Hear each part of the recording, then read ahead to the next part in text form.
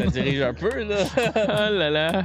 Là, on est parti, hein, c'est ça? On jase. Eh là là. C'est les fers que c'est difficile à frapper, moi, je trouve. Le drive, c'est Ouais. correct, mais un petit fer Ouais. 5. Tu sais que le drive, c'est juste le premier coup.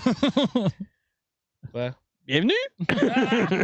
Bienvenue à l'épisode 9 de C'est pas Oui. juste les cartes. Messieurs, dames, Neuf. j'espère que vous allez bien. Déjà 9. Hey, à 10, on devrait faire un épisode spécial. On fait un giveaway. Spécialisé. Oh, à 10, on fait un giveaway. On pourrait donner un petit quelque chose. Un petit quelque chose. Oui, des poches de Cédric. Comment? Bon, Vas-y, il parle finis ton encore idée, des là. Oui, encore Ah non, tes mais que ça shorts. vient des poches de Cédric. Ah, ça vient des C'est poches. lui qui Ok, va payer. oui, Ah, c'est ok. moi qui C'est paye. bon, C'est lui ça. qui est plein aux os. Ben, j'espère que ça va bien, les boys. Ah, tabarnouche, ça part. Hein, on a vraiment parti champ gauche aujourd'hui. Comme Ah, mais- les balles qu'on a fait tantôt. Oui. Ouch. Ils vont tout être à gauche.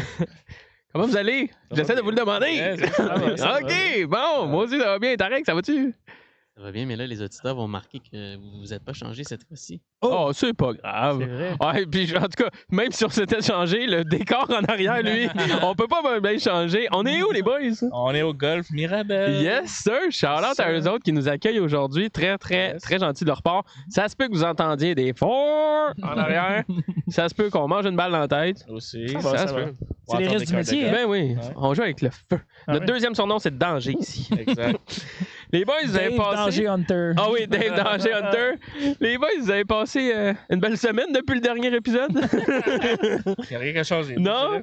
Ok, c'est va, bon. ça va, ça Le va. bébé va toujours bien. Oui, juste avant qu'on enregistre, là, j'ai regardé les messages, Oui. on envoie des photos, Oh. il boit bien, Oui. c'est une belle sieste. Bon. Shout-out à Jonah. Oui. Ben les boys, voulez-vous qu'on Jonas rentre? ou Jonah? Oui. Jonah, Jonah. Jonas? Ok, avec un H à la fin. Jonah. c'est bon ça. Ouais. Voulez-vous qu'on rentre dans le vif du sujet toujours. directement? Ok, on part par quoi? Ok, on part par un petit débat.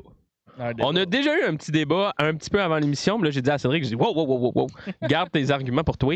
On va débattre dans le podcast avec vous parce que c'est quand même intéressant que vous écoutiez ce qu'on a à dire là-dessus.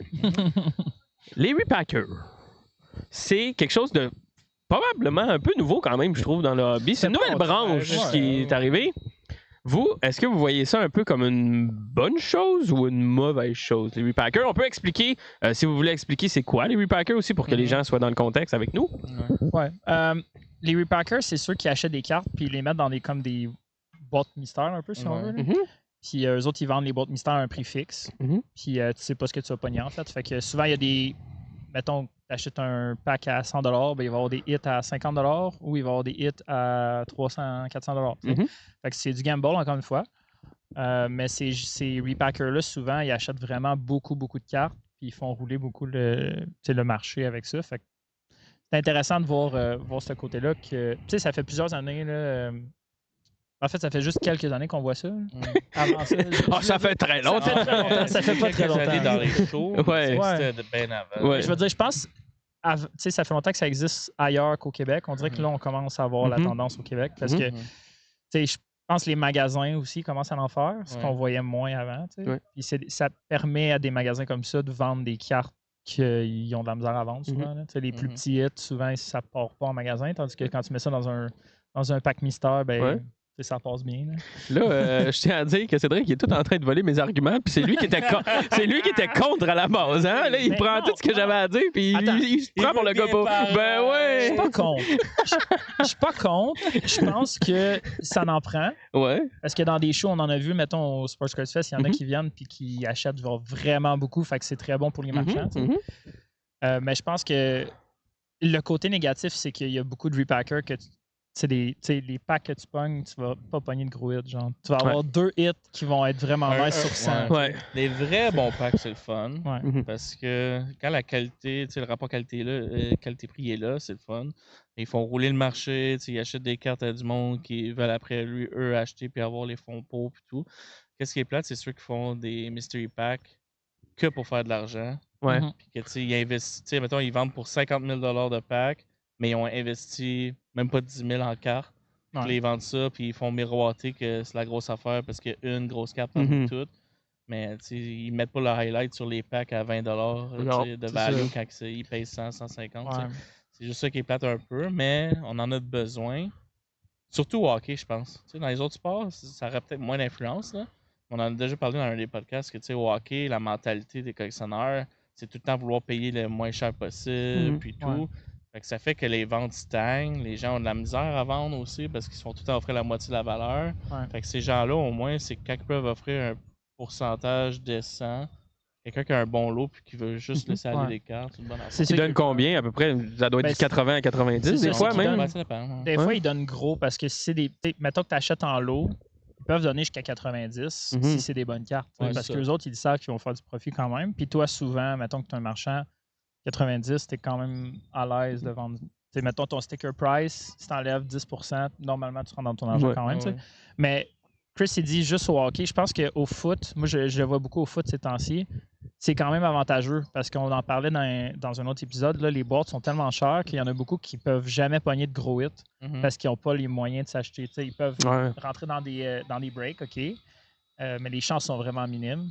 Tandis que, normalement, comme on dit, des bons repacks, tu as quand même plusieurs hits que tu peux pogner. Je regardais un gars sur YouTube l'autre fois, c'était une boîte à 600$. La première carte qui hit, c'est une Silver PSA9 d'un bon joueur, mais c'est quand même juste 150$. Mhm. Comme, c'est de la merde, tu sais. Le hit d'après, c'est une Josh Allen Downtown PSA10. Ça, c'est comme 2000$. Ouais. Fait que, tu sais, c'est le fun parce que, mettons que tu n'es pas capable de t'acheter une boîte de football à ce prix-là, ben, tu as quand même des chances de pogner un gros hit de même. Tu sais. Puis ça arrive très rarement que tu pognes un break et que tu sois capable. Tu sais. Fait que je pense que dans tous les sports, c'est bon. Mais encore une fois, il faut que tu mettes de la value dans tes box. Ouais, c'est ça. Puis au hockey, on dirait que ça va être plus en demande, ça, les repackers, parce que justement, c'est le monde qui n'a pas de sens des fois à offrir des prix ridicules et tout. Tandis que quand tu as un repacker qui arrive et qui te dit je t'offre 80% pour ton lot, je te ramasse tout, c'est rare que la personne va dire non, tu sais, parce que ça va te prendre combien de temps à vendre tout ton lot, tu sais, des fois. Tu sais, moi, j'en ai fait souvent des packs, puis normalement, le ratio que tu vas avoir pour que ça soit vraiment de qualité puis que le monde triple, c'est 1/3, 2/3. OK. Fait que, tu sais, mettons, si ton pack coûte 200$, il faut que le 1/3 de tes packs ait pour plus que 200$ en value, avec quelques gros hits, là, tu sais, à 1000, 1500, 2000 pour attirer, puis tout. Puis ton 2/3 après, là, c'est en bas. Mais qu'est-ce qui est plate des fois avec des packs, c'est que ta valeur en bas, qui est dans le 2/3, est beaucoup trop basse, c'est juste ça. Tu sais, mettons, ton pack est 200, mais tu te retrouves avec 40$ de carte. Ça n'a aucun sens que tu aies 20% tu sais, ou 10% de la value de ton pack. Il faut quand même que tu aies, tu sais, mettons, si ton pack est à 200, ton plus bas que tu peux avoir, il faut que ça soit au moins 50% de la valeur, même un peu plus, tu sais, pour que ça fasse du sens, ça, tu sais. L'autre côté que je vois qui est. Je sais pas si c'est négatif, là, vous me direz ce que vous en pensez, mais mettons que tu es un acheteur et tu veux flipper des cartes, c'est rendu dur d'acheter à cause des repackers. Parce que s'ils te donnent 90%, souvent, tu sais, mettons, la marge de manœuvre pour eux est plus grande parce qu'ils vendent un prix fixe pour une boîte. Ouais, les vendeurs vont le savoir qu'ils peuvent avoir un meilleur prix mettons, que tu si vas toi aller voir un t'arrives. vendeur puis tu lui dis je te donne 85%, ce qui est quand même correct. Tu sais, c'est pas. T'essayes pas de le rip-off nécessairement, mais il va dire ah, ben non, je vais pas te le vendre 85, je peux aller le vendre au repacker 90. Fait que ça devient de plus en plus dur à acheter à cause de ça un aussi. bon prix. Mettons, Ouais, c'est ça. Puis il y a de plus en plus de monde qui sait les comps, qui connaît la valeur des cartes aussi, tandis que quand tu recules il y a 10 ans, il y a beaucoup de nouveaux dans le marché, collectionneurs, puis qui ne regardaient pas nécessairement ça. Ils allaient plus par la passion et tout. Là. Fait que, mais c'est sûr que tu vas à un show, mettons, que tu es un acheteur. C'est plate de te faire dire ça par le marchand. Au pire, le marchand fait juste dire non. Ah, je pense que je vais avoir des meilleures offres. Ouais. Mais ça arrive de plus en plus, c'est ça qui est plate. Ouais. Mais c'est parce que ces repackers-là, pour qu'ils achètent autant, d'un sens, c'est qu'ils font beaucoup d'argent. Tu peux pas acheter pour 50 000 de cartes à chaque show si tu fais pas au moins 50 000 de profit. Mais je pense qu'ils savent aussi que s'ils arrivent avec 1000$, ils n'auront peut-être pas ils n'auront pas eu le deal. Là. Le marchand va pas laisser aller 3 cartes à 80% des comps si tu achètes pour 1000$. Si tu achètes pour 10 000, 15 000, 20 000, peut-être. Tu achètes des lots, là, puis des lots. Ouais. Mais c'est ça. Moi qu'est-ce que je conseille au monde, c'est juste de faire attention à qui t'achètes tes packs, quand ils sont faits, les packs mystères. Moi, qu'est-ce que j'aime, c'est de la transparence. T'sais.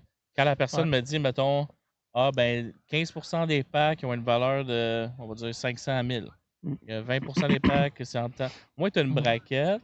Puis aussi, quand c'est ouvert en live, ben, quelqu'un qui regarde tout le live, il peut voir la qualité là, au final. Si tu regardes comme du monde, puis tu regardes les gros 8 versus les moins bons 8, puis tu peux faire une tangente un peu. Là.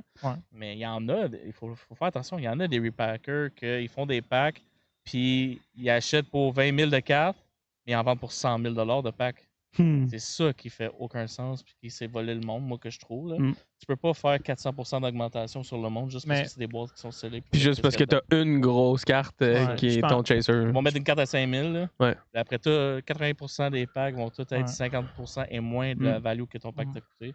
Moi, c'est ce côté-là que j'aime moins. Mais il y en a des bons repackers qui sont transparents. Mais je pense qu'à long terme, les repackers qui font ça vont juste disparaître. Oui, c'est ça. Ouais, parce que tout le monde, une va commencer à faire ça. Puis les gens ne sont pas niaiseux non plus. C'est arrivé une couple de fois, du monde qui font ça. Là, justement. Ils font 3-4 éditions. Là. Là, le monde, ils sont gros hype là, parce que le gars, il met une Ovechkin Rookie Auto Patch qui vaut 8000 là, comme gros 8. Là. Puis le monde achète des packs. Puis il y en a qui disent même pas la quantité qu'ils font. Fait que t'en vends. Mettons, tu vends 2000 packs, là, puis tu te fais 100 000 de profit sur cette édition-là.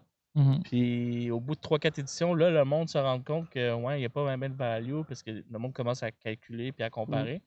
Mais le gars, il s'est peut-être quand même fait 300 000 piastres de profit en 3-4 mois. Puis mais tu sais, ça dépend.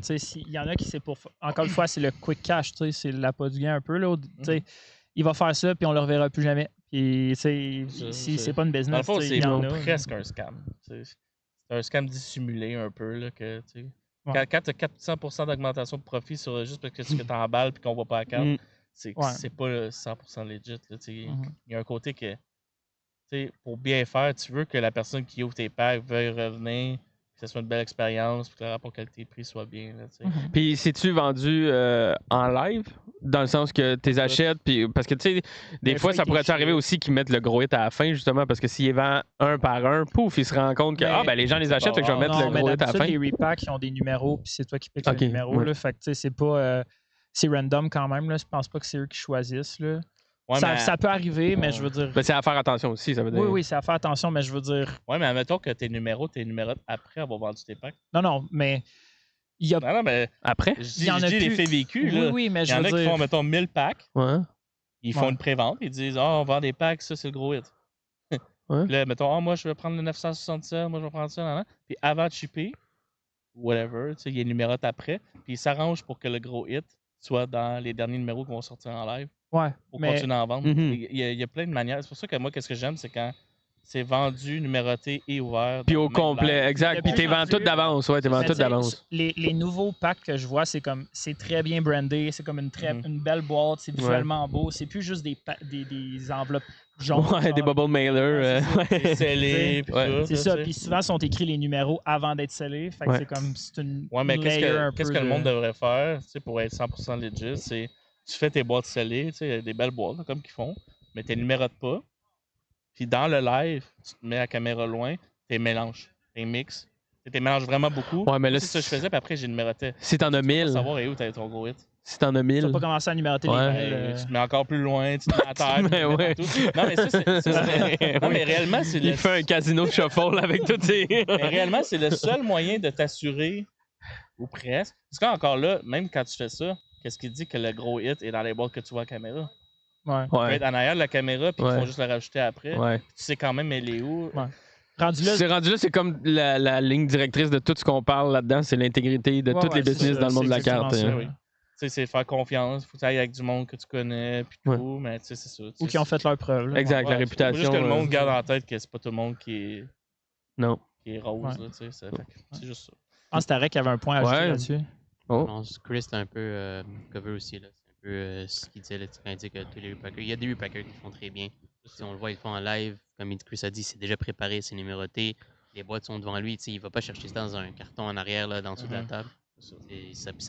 Ça marche. Puis le risque des repackers aussi, on a parlé beaucoup de oui, ils vont faire de l'argent, tout ça, mais imaginez que quand c'est bien fait puis que le hit sort au début, c'est là que ça peut les affecter. Fait que c'est sûr que ça reste un risque. Mais comme Chris a dit, si c'est bien fait, il y a plusieurs hits, ça va quand même garder. Fait que c'est même, je dirais, à leur avantage de bien le faire et de mettre plusieurs hits parce que si, mettons, le gros hit sort, mettons quelqu'un qui fait ça bien puis que le gros hit sort, ben, au moins les gens vont continuer à acheter parce qu'ils savent qu'il y a d'autres bons hits aussi, pas juste un gros hit. C'est ça.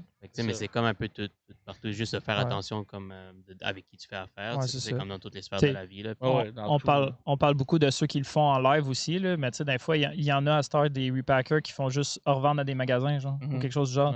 Fait que tu le vois pas, les hits qui sont sortis. Là. Fait qu'ils vont tous vendre leur pack pareil. Et tu sais combien il y en a de réellement vendus. Encore là, ça revient à l'intégrité, c'est ça. Tu peux le mettre sur 500 ton édition, mais tu peux avoir quand même 2000 si tu veux. Là. Si t'en vends un peu sur eBay, t'en vends un peu sur ton site web et tout.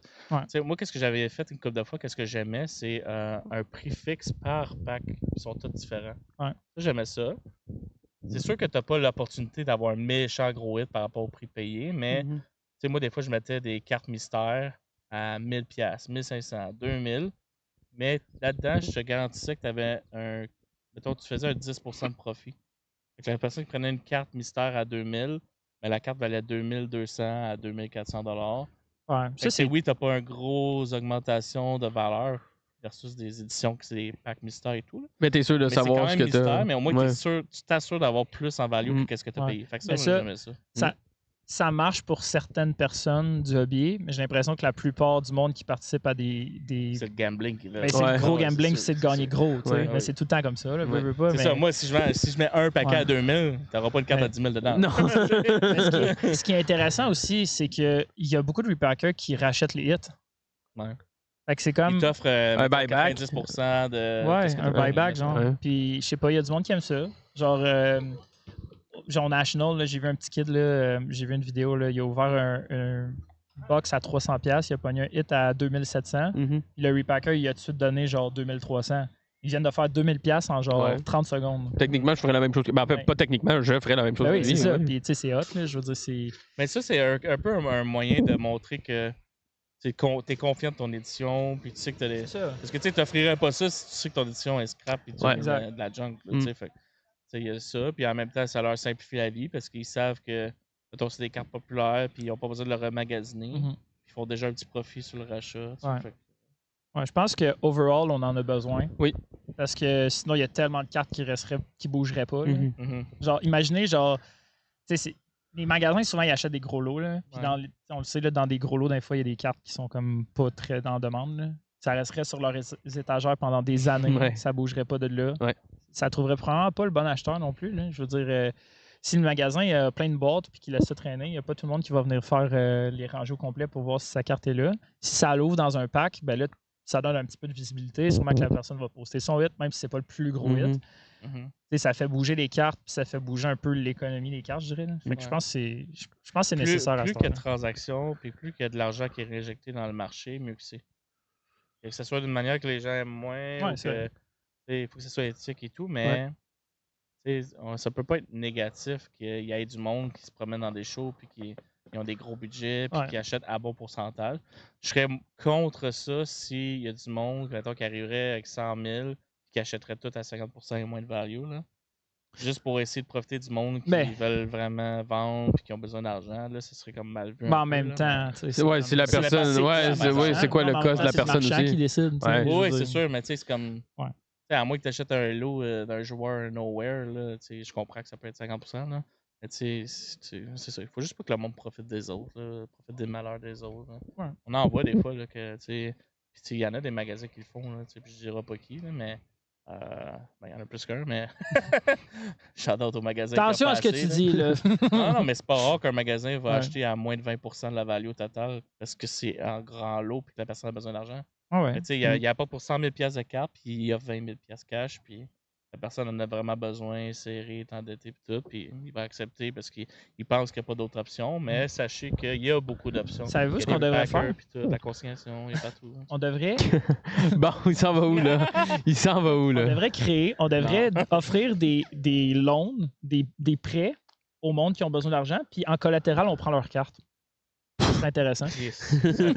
Ouais, puis pour eux, ce serait comme une manière de les vendre. Puis non, on les prend en collatéral. Jamais. Mais c'est ça. Ouais. Mais je veux dire, tu leur offres. En fait, tu vas être le pawn shop. Exact. Tu prends 100 000 de cartes, tu leur offres un prêt de 20 000, mais avec des intérêts, évidemment. Ouais. Mais genre. Ouais. Ben toi, au lieu d'acheter la carte directe, tu fais un prêt de 20% de la value. Puis ça revient au même. Ça revient au truc même. C'est pire. Ça marcherait. Non, mais tu sais, la personne qui a besoin d'argent quick. puis qui veut pas se débarrasser de ses cartes. Ouais, mais réalistiquement, aujourd'hui, là, avec la conciliation qui est partout, avec eBay, puis les magasins qui font des ventes par eBay aussi, tu sais, si tu as des belles cartes, tu n'auras jamais besoin de vendre en bas de 70% de la value. Là. Même peu importe c'est quand dans l'année, puis avec qui. C'est juste si tu as une grosse PC d'un joueur no-name que là, tu as besoin d'argent, c'est sûr que tu ne te feras pas offrir la Parce qu'il y en a qui ça leur fait mal de se départir de leur collection. Là. C'est comme... T'sais, dans le meilleur des mondes, ils ont assez d'argent pour garder leur PC puis vivre, mais... Puis là, en parlant de mauvaise PC, là, j'aimerais savoir, les boys, on part ailleurs, votre pire investissement dans le hobby. Là, tu nous parlais de quelque chose, Chris, avant le podcast. Moi, celle-là, je veux que tu développes un peu plus là-dessus. Vas-y, Chris. Comment t'es arrivé à PC ce joueur? Ouais. Puis... Ben, tu sais, à Montréal, on est passionné. Ouais. On aime suivre nos jeunes. Ouais. Il y a une année, je ne sais pas laquelle, c'est quoi son année recrue, mais. Pas 17-18, je pense, mais je suis pas sûr. Il y avait un certain Nikita Sherman. Les gens disaient que c'était le prochain Galchenyuk, un peu, tu sais, un bon attaquant, puis tout. Ouais, mais check Galchenyuk. Ouais, c'est ça. Oui, mais dans ces années-là, tu sais, Galchenyuk, c'était 2013, fait que, il performait quand même. Avant les scandales et tout. Ouais, c'est ça. Tu sais, moi, je me suis dit, mais gars, s'il peut être aussi bon que Galchenyuk, puis tout, je vais commencer à en acheter un peu, puis tout. Puis j'ai commencé à acheter, tu sais, comme les OPC Platinum, puis presque le Rainbow complet, puis j'avais beaucoup de bonnes cartes de lui. As-tu encore des photos de ce PC-là? Oh, ça serait le fun de voir ça, genre. Je pourrais essayer de retrouver à un moment donné, là. Mais au moins, oui, c'était pas un très bon investissement, mais dans ce temps-là, je faisais un peu de Raz puis tout, puis il y avait eu un petit hype avec lui qui avait comme performé un petit moment, fait que je les avais tous rasés one-shot. Il y a eu de chance parce que j'aurais tellement perdu d'argent. Toi, t'as juste perdu un petit peu. Moi, j'avais mis 3-4 000 $ sur une Nikita Sherback. Ça vaut même pas 500 $ après quelques mois. Là, ça aurait été très mauvais. Mais tu sais, c'était juste par passion puis avec le Canadien. Parce que c'était un bon jeune à ce moment-là. Ouais. C'est comme si je ferais la même chose avec Demidov en ce moment. Mais, je pense que Demidov va être un investissement. Là, mais... c'est à voir. Demidov, est-ce qu'il est le prochain Nikita Sherback? Non, je pense pas. Je pense qu'il y a plus d'outils pour faire performer que Nikita Sherback. On le sait jamais, hein. Tu peux se blesser puis plus jamais revenir du jeu. Oui, ça oui. Il peut arriver plein de choses. Ouais. Mais moi, ça, j'ai passé juste à temps parce que ça aurait pu être mon pire investissement. OK. Toi, Ced? J'ai pas de joueur. Moi, c'est rare que je suis PC, là. Fait que j'ai pas de nom qui me viennent en tête précis, mais souvent, moi, mon gros problème, c'est que quand j'achète une carte que, tu sais, c'est pas safe, je l'achète à un prix qui est quand même bon, je suis très impatient, genre, puis je suis un peu nerveux avec la carte. Fait que, genre, dès qu'il y a une mauvaise game ou quelque chose, même au foot, au basket, whatever, je vais vouloir la bouger vite. Puis, tu sais, ça, c'est un... J'ai appris avec le temps que, tu sais, s'il fait pas une bonne game, attends la prochaine game ou attends genre 2-3 games, il va peut-être revenir. Pas trop être réactif. C'est ça. À moins que il arrive un scandale avec le joueur, qu'il se blesse pendant 3 ans ou quelque chose comme ça. Normalement, les gars, ils n'ont pas tout le temps des mauvaises games. Je veux dire, à moins que tu bases ton achat sur... tu penses qu'il va devenir bon, finalement, il n'est pas bon. Là. Mais si tu achètes une carte à un bon prix et que tu as confiance en le joueur, attends, sois quand même patient. Moi, j'en ai un pour toi, mais on va dévier un petit peu. Là. Ouais. Ton plus grand manque d'opportunité, est-ce que ça serait chez Gilgis? Oui, 100%. Clairement. Hein? Parce qu'on en parlait un peu, je pense, au Comic-Con. C'est qu'il commençait un petit peu à monter, mais ses cartes étaient ridiculement bas. Là. Ben, c'est parce qu'il était dans l'ombre. C'est-tu la même année que Doncic? Je pense que c'est la même année. Ou l'année d'après, un ou l'autre. Puis, tu sais, Doncic...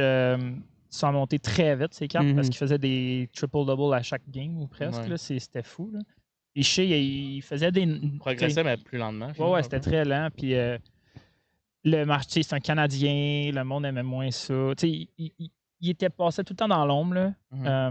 Fait que, tu sais, là, il a gagné son championship. Fait que, là, tout le monde le voit comme un des meilleurs joueurs. Il y a eu une des meilleures saisons depuis, genre, des années pour un joueur de basket, tu sais. Fait que, oui, je dirais oui. Il y a beaucoup mais tu sais, c'est le même dans tous les sports. Hein. Tu passes tout le temps, il y a tout le temps un joueur qui passe sous le radar puis que là, boum, il explose. Mais lui qu'est-ce qui est impressionnant quand même, c'est que il y avait des cartes de lui à 800$ que maintenant, c'est genre 5 à 10 000. Là.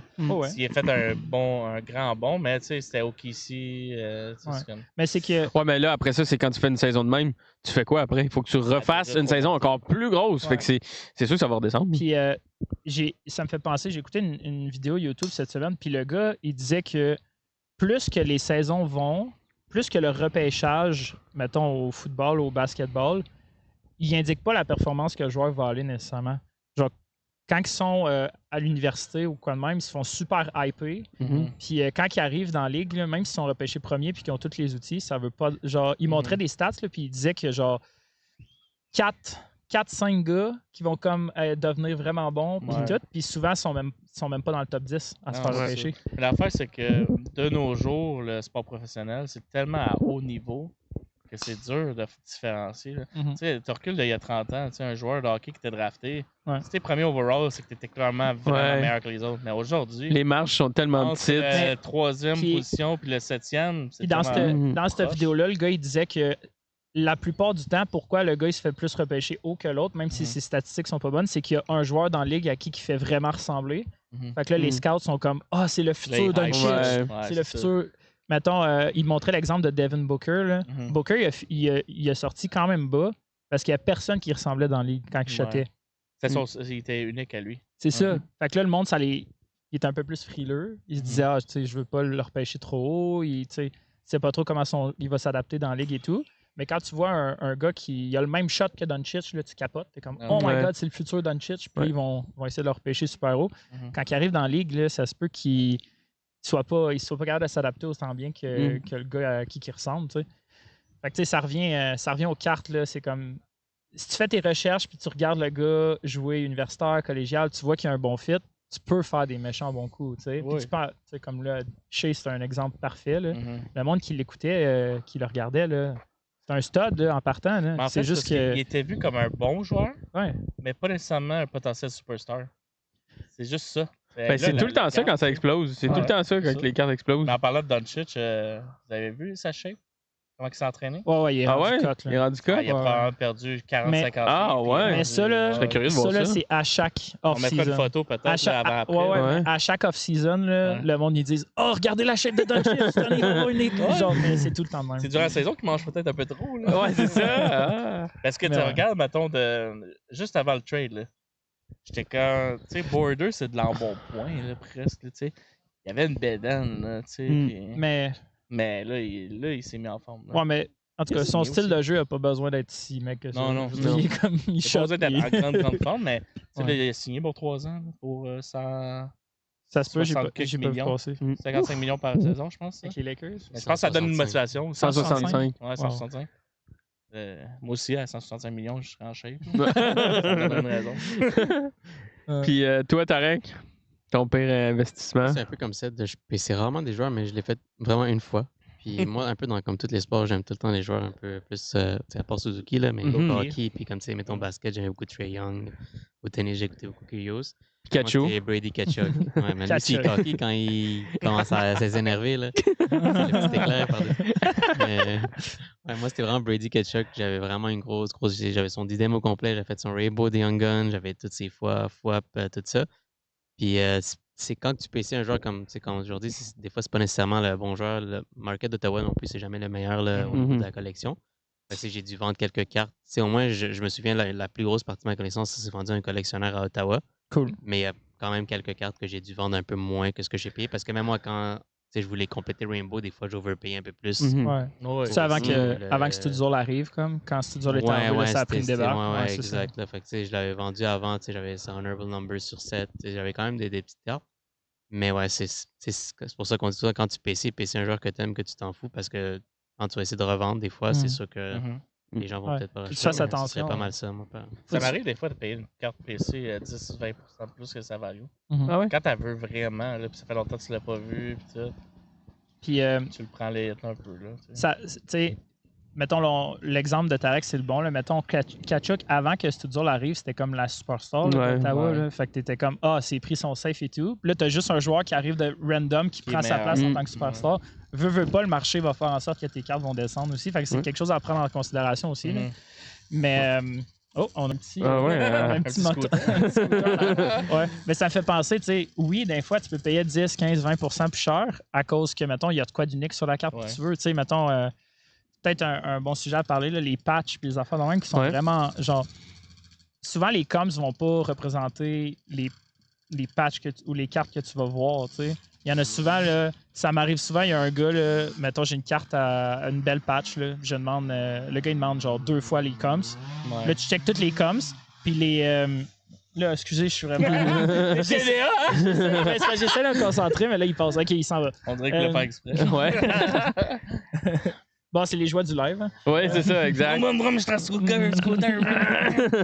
Mais ouais, ce que je disais, c'est que la patch ou les. Va influencer beaucoup. C'est ça, la patch va influencer beaucoup les comms, puis il y a beaucoup de monde qui joue avec ça aussi. Là. Ils savent, ils vont t'offrir 100% des comms ou ils vont t'offrir 80-90% sur la même carte, mais qu'il y a une patch de merde. Mais ça, les coms, on en parlera après que Dave va parler du son. Ouais, c'est ça. De mon pire investissement. Toi, moi, mon pire, non, mais mon pire investissement, vous le savez un peu. Non, même pas juste les box. Oui, exact, c'est ça. Moi, c'est autre chose, justement, c'est les box. Je dirais pas pourquoi, là, je vais pas plugger qu'à chaque mercredi 19h30, je suis en live, mais j'ouvre des boîtes à chaque semaine. Fait que, oui, on se le cachera pas, les box, c'est pas un bon investissement. Mais tu sais, moi, je le fais pour créer du contenu, puis c'est pas la même, c'est pas la même stratégie, mettons, que vous autres. Moi, c'est pour faire la création de contenu, puis avoir du fun à ouvrir ça en live avec tout le monde. Donc, c'est pas mal ça, moi, les box, c'est mon pire investissement, entre guillemets. L'investissement t'a apporté de pogner la mec des Oui, aussi. Ouais, mais tu sais, le nombre de boîtes que j'ai dû ouvrir depuis les 3 dernières années, non, c'est ça, c'est pas rentable. Mais Dave, t'es un peu comme moi, là, genre, quand t'as une carte, là, t'es un peu nerveux avec, tu veux la vendre vite. Fait que... Oh my god. Mais tu sais. Une one-of-one de McDavid, t'es sûr que... Oui, c'est ça. Ça, je suis pas nerveux. Attends, il y a une one-of-one de Rossi aussi. Ouais, celle-là, j'étais un peu nerveux. Celle-là, oui, je l'avais vendue. Je l'ai-tu vendu? Je l'ai pas vendu à... Ouais, je l'ai vendu à... Oui, je l'ai vendu à perte, oui. Mais c'était pas si pire. Shout-out à qui je l'ai vendu. Non, mais je pense que t'avais perdu 100$, peut-être. Ouais, c'est pas si pire. Mais en fait, là, pourquoi aussi je me suis fait avoir, c'est que quand j'ai bid dessus, vu qu'il était glacé, je pensais que c'était au pitch platinum. C'est quand ça a fini que j'ai vu. Ouais, j'ai vu que. Puis ça s'appelle pas Golden Treasures dans au pitch normal, ça s'appelle autre chose, j'ai oublié le nom. Puis là, après ça, j'ai vu une photo du dos de la carte. J'ai fait, hey, pourquoi il n'est pas écrit Golden Treasures? Il y a quelque chose de pas correct là, ici. Là. Ouais, c'était là au pitch normal. Exact, ouais. C'est erreur de vision. Oui, c'est ça. Parce que c'est ça, ils font glower les cartes, même dans au pitch normal, les one-of-one. Fait que, ouais. C'est un autre point des coms, ça. Faut que tu fasses attention sur eBay quand tu bides ou whatever. Là, le monde, des fois, il essaie de t'avoir parce qu'ils veulent vendre leur carte. Ouais. Ben, je pense qu'il était écrit, c'est juste moi qui. Mais genre, eBay one-of-one, mais c'est une 15 sur 15. Ah ouais, c'est ça. Ouais. Ça, là, ça arrive tout le temps. Là. On va se choisir les photos sur fond blanc. Là. On haït ça. Que tu peux pas voir l'état de la carte. Mettez ça sur fond noir. Ouais. J'ai même des t-shirts écrits ça sur le dos. Fond noir, s'il vous plaît. Ouais. Mettez ça sur fond noir? Oui. Carte sur fond noir. La condition d'une carte, c'est sur fond noir. Ah, ouais. Parce que notre première merch, carte fond noir, s'il vous plaît. Parce que t'as une carte, mettons, qui a des contours foncés, mais même sur noir, si elle est maganée, le edge, whatever, ou le coin, il va apparaître blanc. Ah, ouais. Si t'as un background blanc, des fois, tu les vois pas. Tu sais. Fait que le monde, des fois, ils ont des cartes maganées, puis ils font ça justement pour cacher, même sur les réseaux sociaux, là, Facebook, tout. Quand ils ont un coin qui est bien blanc ou qu'il y a un edge bien magané, c'est bizarre, souvent, c'est des fonds blancs qu'ils mettent parce qu'ils veulent le cacher. Ouais, c'est sûr. Mais tu sais, je veux dire, c'est eBay. Ben, tu sais, là, on parle des groupes, mais moi, mettons, je parle sur eBay. Il faut vraiment que tu fasses attention à cette heure-là. Parce que à cette heure-là, les plus durs que j'ai vus, c'est. Il y a des downtown, fait qu'au football, il y a des downtown, mais jumbo à cette heure. Ouais. Puis ils appellent pas ça jumbo. Ils appellent ça un autre nom. Fait que si tu checkes pas comme il faut, c'est pas écrit genre downtown jumbo, c'est écrit downtown l'autre nom ou whatever, genre. Ouais. Fait qu'il faut vraiment que tu fasses attention là. Fat downtown. Au hockey, c'est un petit peu plus facile parce que tu le vois, tu sais, la Young Guns, tu vois qu'il est un petit peu plus. Le logo Upper Deck, il est. Oui, il est mort, genre. Ouais. Brillant, ça se voit un petit peu mieux. Ouais, exact. Ouais. Mais il faut quand même que tu le saches. Oui, donc, ça tu oui. Sais pas, non, là, ça c'est sûr. C'est top. Ben, si tu vois le prix qui est 3 fois moins cher, souvent, il faut que tu te poses des questions. Là, mais tu le sais. Je dis, elle n'a pas du gain. Oui, ouais, ça c'est sûr. Qui achète vite, pense qu'ils font un bon coup. Ah oui? C'est pas comme du monde. Regarde la one-of-one de Rossi. Oh, un gros deal! Je me fais des balles perdues à moi-même. C'est pas une fausse carte. Non, au moins, ça j'étais correct. Ben là, les boys, on a parlé beaucoup de com, justement. Puis, ben, on va continuer là-dedans. Qu'est-ce que vous en pensez? Moi, je suis curieux de savoir votre avis. Ben, en fait, c'est pour... surtout, on aime ça, vous savez, instruire ici sur le podcast. Les coms, comment ça fonctionne? Parce qu'on reçoit, tout le monde ici un peu, je pense, des messages de « Hey, la carte vaut combien? » J'ai pas de coms. Moi, je vois pas de coms. Toi, tu fais comment? Ou whatever. C'est quoi le prix? Comment vous fonctionnez, vous autres, pour trouver une coms d'une carte? Mettons que c'est une 5 sur 5, disons. Puis il n'y a pas d'autres... exact. Comment ça fonctionne? Puis pour pas se faire avoir non plus pour les gens qui écoutent. Là. Tu sais, il faut que tu compares, mettons, avec des produits similaires. Fait que, tu sais, mettons, on va mettre des joueurs, là. Tu sais, mettons, justement, une McDavid, là. Mettons, Auto 5 sur 5, Hard Sign. Mais là, tu vas comparer des produits, tu sais, une Ultimate ou une Premier, tu sais, ils n'ont pas le même prix. Fait que, tu sais, des fois, c'est une comparaison de pourcentage. Mais si ton joueur, dans un autre produit, tu n'en trouves pas non plus de coms, mais des fois, tu te comparer avec un joueur qui sont marché similaire. Fait que, tu sais, des fois, prendre sa Young Gun, ça peut donner un indicatif. Fait que si ton joueur, sa Young Gun, elle vaut 25 l'autre, elle vaut 30 un autre joueur, puis que l'autre, lui, à 30 il y a une carte 5 sur 5 auto, mais tu peux comparer que probablement que l'autre va valoir un petit peu moins, puis que sa Young Gun vaut un peu moins. C'est de jouer un petit peu à travers de ça. Ouais, moi, l'affaire qu'il faut vraiment regarder, selon moi, c'est aussi la date à laquelle les cartes se sont vendues. Ça, c'est super important. Mettons... Carte en 2023 ou 2022. C'est ça. C'est que si, mettons, il n'y a pas eu de comps depuis quelques années, mettons, avec Card Ladder, on est capable de voir maintenant plusieurs années en arrière, tu sais, 2022, 2023. Mais regarde, depuis ce moment-là, qu'est-ce qui est arrivé avec le joueur. Si en 2022, il était vraiment hot, c'était son année recrue, il a fait genre une saison de fou, puis qu'il n'y a pas eu de comps depuis ce temps-là, puis depuis ce temps-là, s'il y a des saisons moyennes, il s'est blessé, puis tout, ben tu peux quand même assumer que la carte se vend moins cher à cette heure. Au contraire, il y en a que genre, c'est une carte super rare que quelqu'un a acheté en 2022, puis il n'y en a pas eu depuis ce temps-là, puis c'est un... Le gars, il performe en fou, mais il n'y a rien pour se comparer, ben, tu peux assumer que c'est plus haut. T'sais. Fait qu'il faut vraiment que tu joues avec les dates aussi comme ça. T'sais, check le off-season des fois. Il y a des cartes qui se vendent dans l'off-season la moitié du prix que quand ils performent en saison. Fait que ça, c'est une manière de regarder les choses aussi. Il y a aussi, tu parles d'années, ben, il y a aussi d'aller regarder les années antérieures. T'sais, mettons une carte 5 sur 5 autographiée de McDavid, ben, mettons que tu l'as en 2024-2025, ben, en 2023-2024, elle s'est vendue combien aussi? Ça l'aide aussi. Il y a sûrement la même version de l'année d'avant. Ça donne un indicatif.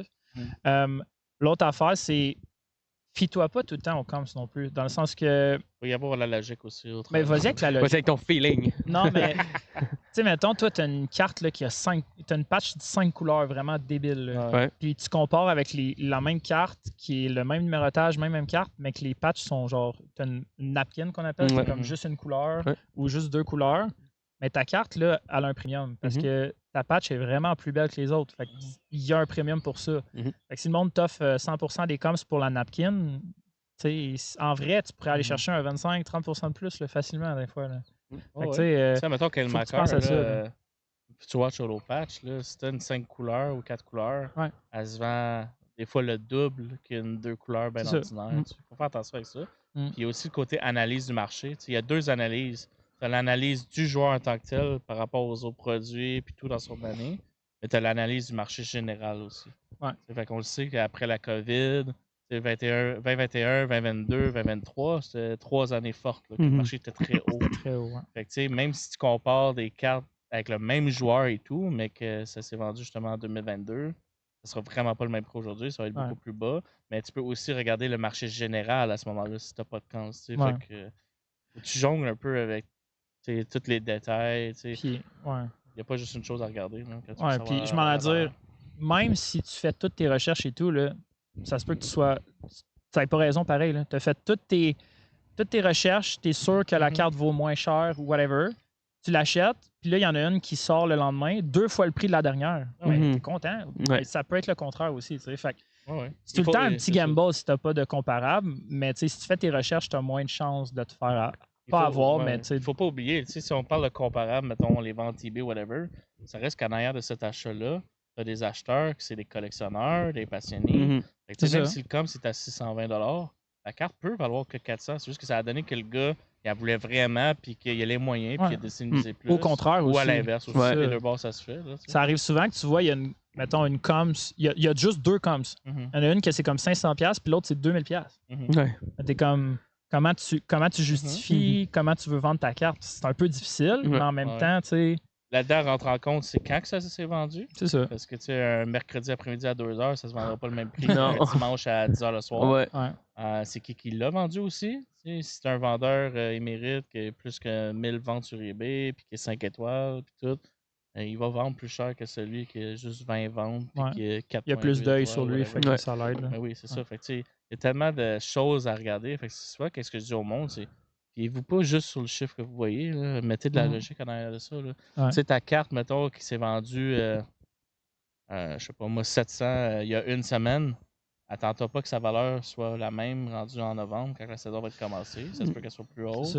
Il y a plein de choses à regarder. Il faut faire attention parce qu'il y a beaucoup de monde qui jouent sur les comps quand ils veulent te vendre ou t'acheter une carte. Oui. C'est tout le temps ça, en fait. C'est ça, mais c'est tout ils vont dire, ben là, c'était en novembre. Ce joueur-là, il a joué... il a joué juste 2 games ce mois-là. Fait que ses cartes se sont. Il va tout le temps avoir une raison pourquoi il veut payer moins cher. Exact. Il veut te la vendre plus cher. Puis le vendeur vend plus cher. Essayez de pas tout prendre ça genre comme si c'était vrai. Là. Je veux dire, faites vos recherches aussi. Puis ça se peut qu'il ait raison, le gars. Mais souvent. La valeur va être déterminée au moment de la vente. C'est l'acheteur qui va déterminer puis à quel prix que le vendeur est prêt à laisser aller. C'est ça. Tu peux avoir la même carte, même condition, la vendre à 10 prix différents, à 10 personnes différentes. Ça m'arrive souvent. Des fois, j'ai des cartes que j'ai en double, en triple, en quadruple, mais je ne vendrai jamais la même carte au même prix. Là, Le marché il bouge. Il y en a un qui a veut plus qu'un autre. Dis-toi, plus que ta carte est rare, selon moi, là, plus que c'est toi qui peux décider ton prix. Si il y a une 2 de 2, l'autre, elle s'est vendue 2000$ sur eBay, puis toi, tu as l'autre. T'es pas obligé de la vendre 2000. Tu peux la vendre plus cher si tu veux. Là. Ça veut pas dire que tu sors un neuf. Exact, ouais, c'est ça. Tandis qu'une Young Gun Raw, t'as la seule l'autre qui reste. La sprint en plus, 2 de 2. 2 de 2. Hey. One of one. One of one sur eBay. Mais ça, c'est une autre affaire, c'est ça. Quand tu achètes des cartes sur eBay, fais attention. J'ai vu un nouveau scam cette semaine. Oh. C'est juste des posters qu'ils vendent. OK. Ils vendent une carte, puis dans la description, il est écrit que c'est juste une photographie de la carte. Oh my God. Ouais. Pour vrai? Mais tu sais, la carte, elle vaut 50, mettons. Fait que tu dis, 27, le gars, il doit juste... Il a juste fait une petite erreur. Tu penses avoir un bon prix. Finalement, tu arrives, tu as un poster. Ou souvent, sur eBay, c'est des cartes digitales. Ouais. Ils disent, ça s'en vient. vous achetez la carte digitale. Fait que le monde, ils se font avoir parce qu'ils disent, oh, je l'ai acheté pas cher. Ils reçoivent un courriel avec une photo PNG dedans. Ah ouais? OK. Tu peux avoir la LeBron James Rookie Logo Man qui vaut plusieurs centaines, voire des millions, mais ça, c'est un autre débat. Moi, c'est un autre débat parce que je pense que ça va grossir dans le marché. Ouais, les cartes e-pack puis tout. Ouais, ça va grossir. Mais e-pack, tu peux l'avoir physique, par exemple. Tu la pack virtuellement. Physique, mais je pense que ça va... Tu sais, moi, ça me fait penser aux jeux vidéo. Genre. Le pack que tu ouvres, toi? Ouais, mettons CSGO, je sais pas si vous suivez un peu ça. Ouais. Je vais peut-être dans une tangente, mais ça me fait penser un peu à la même chose. Là. Il y a tu peux ouvrir des genres de coffres là, qui t'achètent une clé, puis c'est un random. Fait que ça te montre. Puis là, tu peux pogner un couteau spécial ou un skin, qu'on appelle. Il faut qu'il y ait un à côté intéressant. Juste vendre une carte digitale, juste pour avoir une carte digitale. Rendu là, prends la photo de la carte.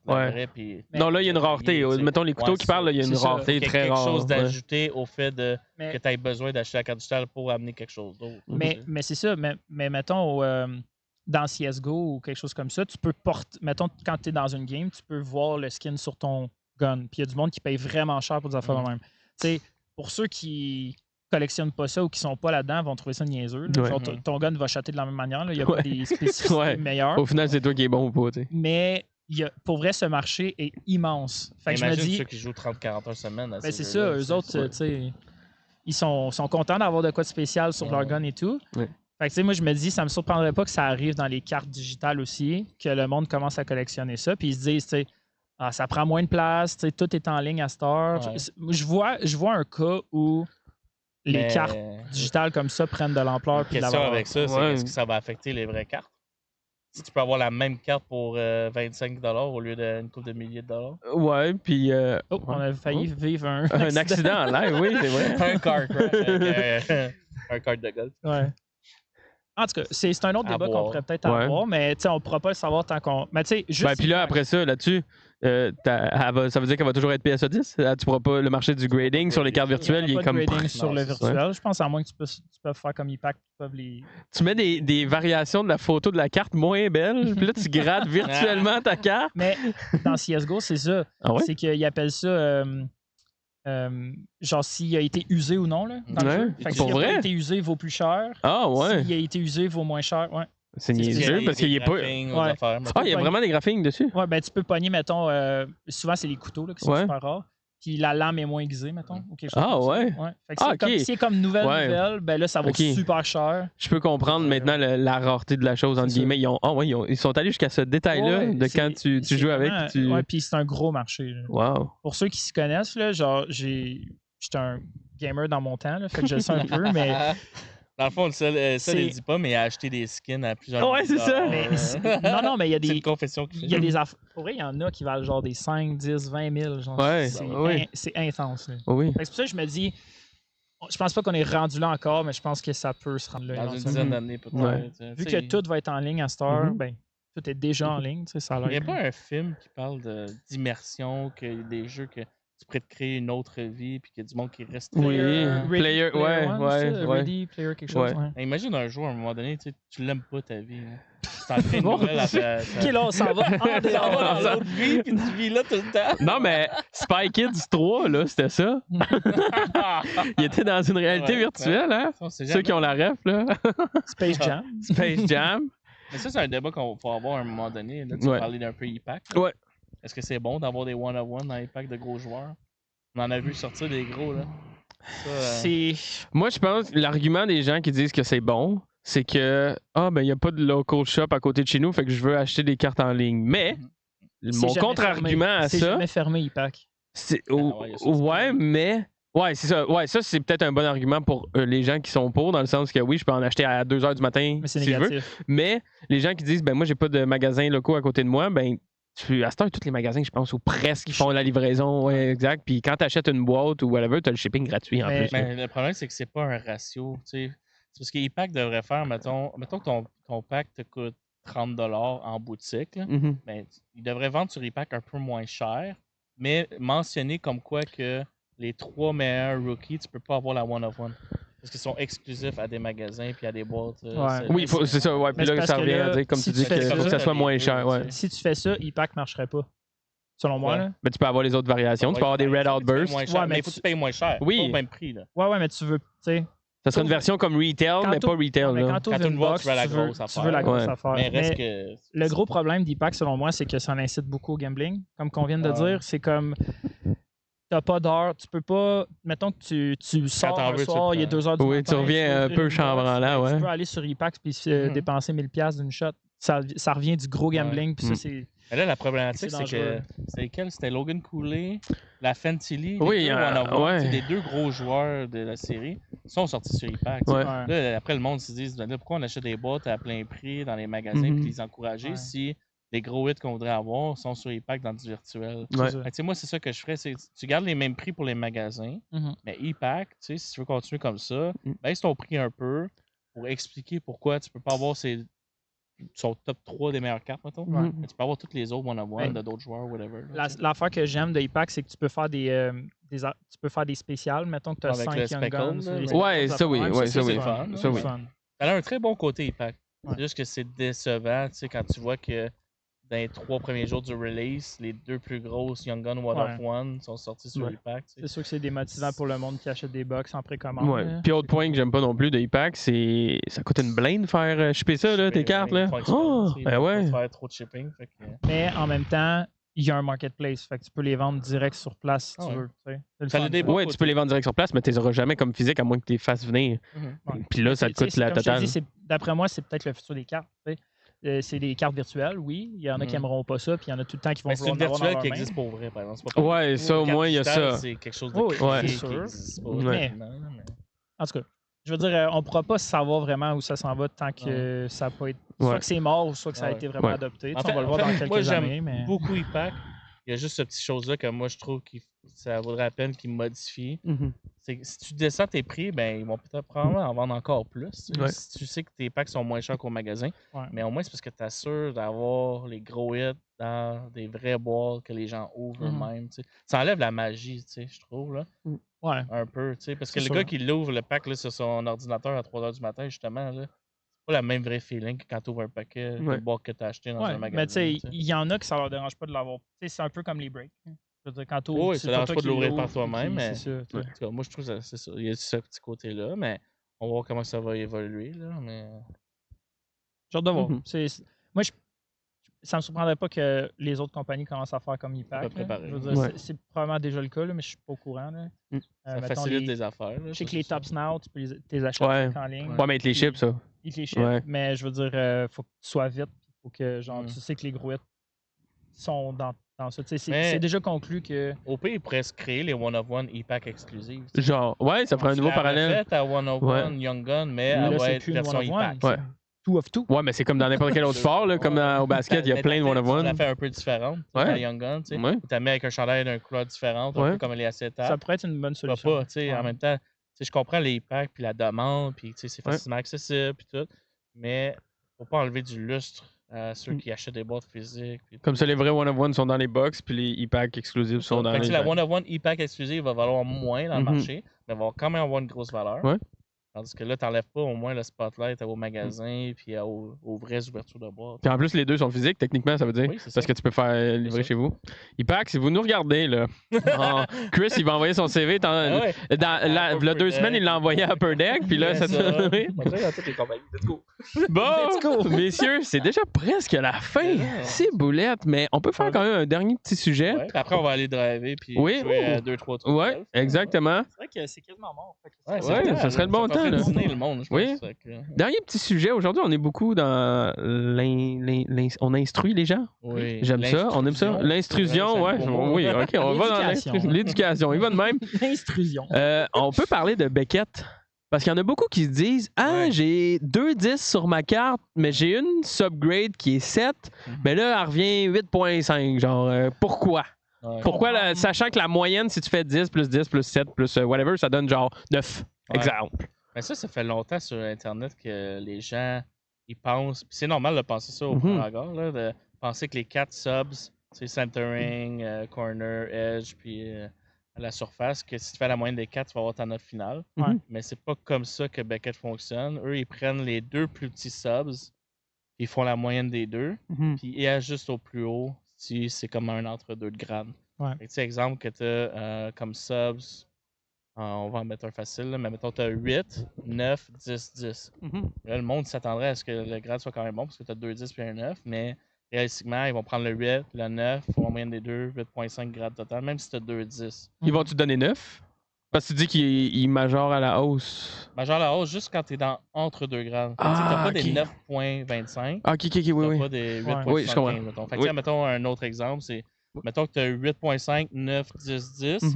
Là, le 8.5, 9, la moyenne des deux, c'est 8.75. Là, ils vont l'ajuster à la hausse à 9. Des fois, Beckett, Beckett dit qu'il y a des subs qui comptent pour plus. Ah oui? Mais moi, je pense que c'est plutôt qu'ils font des petites erreurs de temps en temps puis qu'ils se back en disant ça. Parce que réalistiquement, j'ai fait des analyses et tout, puis ça concorde pas là, quand j'ai comparé et tout. Mais la base, c'est ça. C'est les 2 petits subs, la moyenne, ajusté au plus grand si ça tombe entre 2 grades.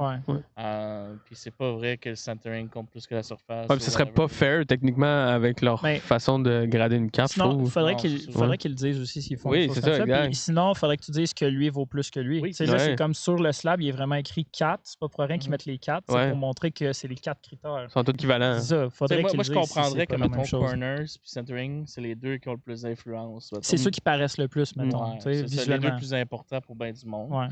Mais il ne le mentionne pas et nulle part qu'il confirme que tel sub est plus important qu'un autre. Mais il faut juste que le monde garde ça en tête, que c'est les 2 plus petits subs, moyenne des 2, qui va donner ta note finale. Moi, j'ai déjà eu une 8.5, 10, 10, 10. Puis j'avais eu 9.5 grade total. Parce que 8.5, 10, les 2 plus petits subs, ça donnait 9.25. Ça montait à 9.5. Le monde, des fois, il dit Ça, t'as un 9.5 avec un low sub à 8.5. Ouais.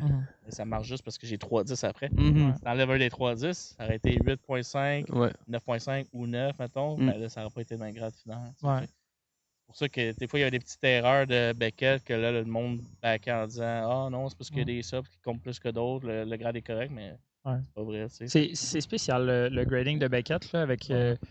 Je pense que beaucoup de compagnies se sont backées en ne faisant pas ça, puis juste donner un grade final. Ouais. Comme ça, tu poses pas de questions.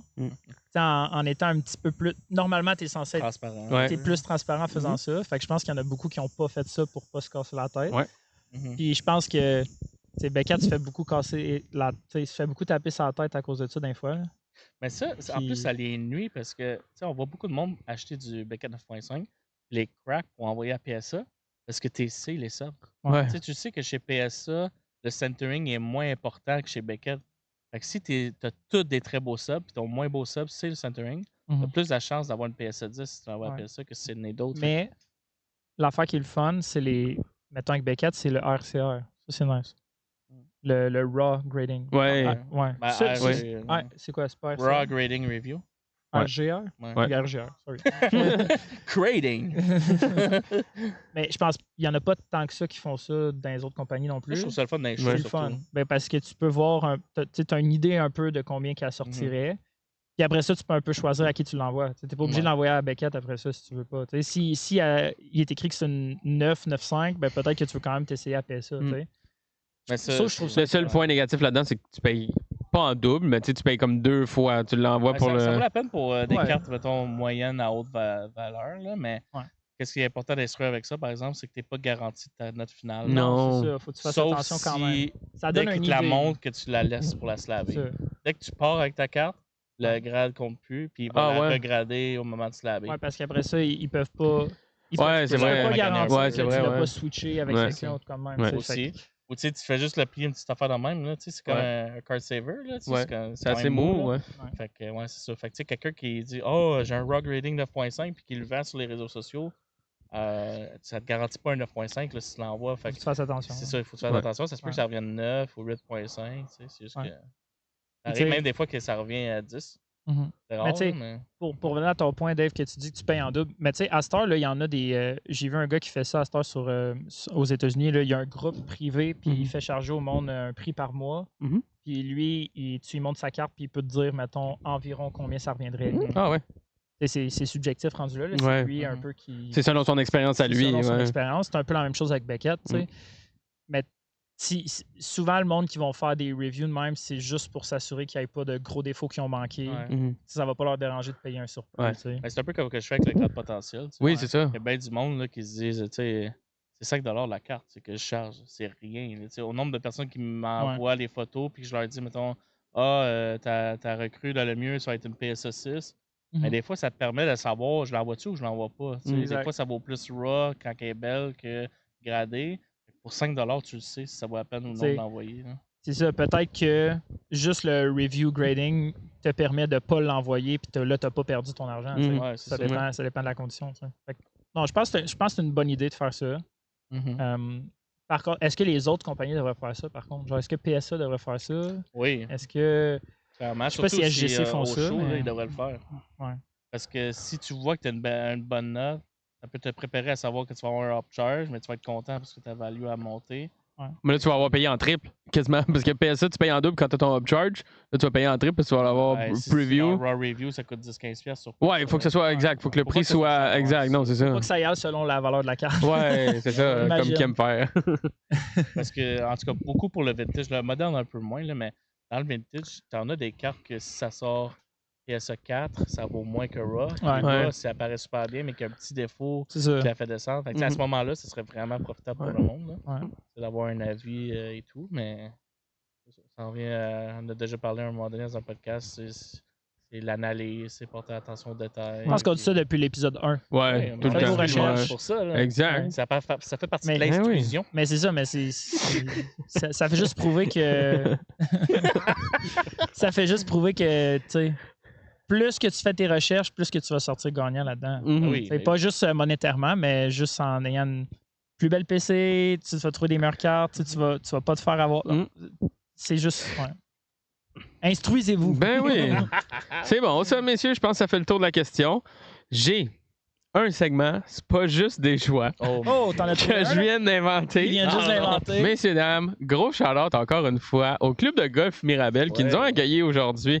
Allez-y, belle place, beau terrain, les greens sont beaux. On va aller driver. Ouais. Ben, le segment, c'est pas juste des choix, tourne autour d'eux autres aujourd'hui. OK. La question. Vous avez votre meilleure carte de votre PC. Est-ce que vous la drivez avec un fer 3 ou un fer 7? Et pourquoi? Mais Moi, je répondrais que je sais pas tant la différence entre les deux. Moi non plus, c'est pour ça! Ou s'il y a de l'angle différent, là, mais... je pense que dans tous les cas, l'impact va faire qu'elle va être scrap. Là, fait que Ben oui! peu importe c'est quoi le fer, je pense pas que c'est une bonne idée. Toi, Tarek? Moi, l'affaire, c'est que peu importe lequel je prends, je la viserai même pas la carte. Ah! Fait que c'est correct, ça. Tarek, lui, sa carte va être sauve. Mais Tarek, il dit qu'il est pas bon au golf. Fait que là, pour une fois, ça va pas le nuire. Ça va c'est vrai. On va tester ça, mais en réalité, il veut On va juste ça tantôt. descendre nos attentes. Ouais. C'est un gars qui joue à chaque fin de semaine depuis 10 ans. C'est incroyable, ça. J'ai ma carte de membre ici, ils savent pas. Ils t'ont reconnu à l'entrée. Ouais, c'est ça, le monsieur m'a dit bonjour. Non, ben, vous l'aurez deviné, c'était une petite blague pour lui remercier de nous avoir accueillis ici. Là. Si vous avez des idées de C'est pas juste des choix pour les prochains épisodes, vous pouvez les écrire en commentaire. Exact. Mettez-le en commentaire. Si vous êtes sur Spotify, 5 étoiles. Yes. 5 étoiles. Si vous êtes sur YouTube, thumbs up. Le petit commentaire qui fait plaisir. Abonnez-vous. Exactement. Et aussi, la page Facebook. Ils vont C'est pas être juste des écœurés quand cartes, on dit la ça, communauté. Ben non, faut le rappeler aux gens. C'est le fun. On parle Hey. un peu à chaque jour de différents sujets. Ça donne des idées pour des discussions de d'autres podcasts. Ben, Il y a exactement. aussi nos TikTok, Ouais. Instagram, où est-ce qu'on met des séquences de temps en temps aussi. Effectivement. Ils vont pouvoir nous voir driver sur TikTok. Effectivement, ouais. prochainement. Vous allez voir, on va être capable de frapper 200 verges facile. Ouais, Ah boy. Ah, ouais, ouais. Ben, c'est vrai qu'on a un vent de dos, par exemple. Oui, fait que la balle ça peut va aller nous aider plus un loin. petit peu. On a un vent de Ouais. dos. Ouais. Bon. Un vent, par contre. Ça On veut a dire un que la vent. balle peut curver. plus Oui, facile. elle peut curver plus facile. Bon, fait que messieurs, on se dit à la revoyure, à la prochaine. À la prochaine. Yes, sir. Merci Ciao, tout le là. monde. Ciao.